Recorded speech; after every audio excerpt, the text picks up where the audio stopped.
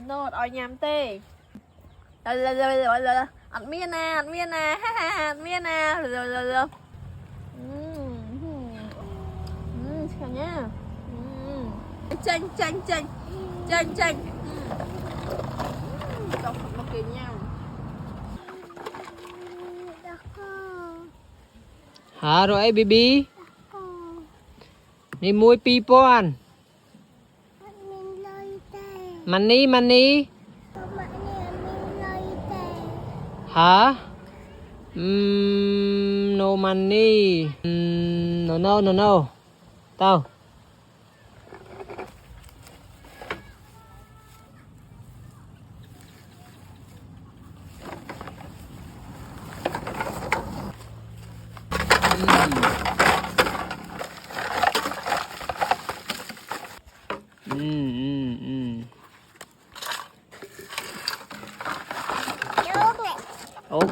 ok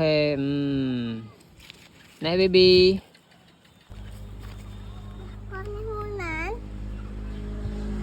pipon baby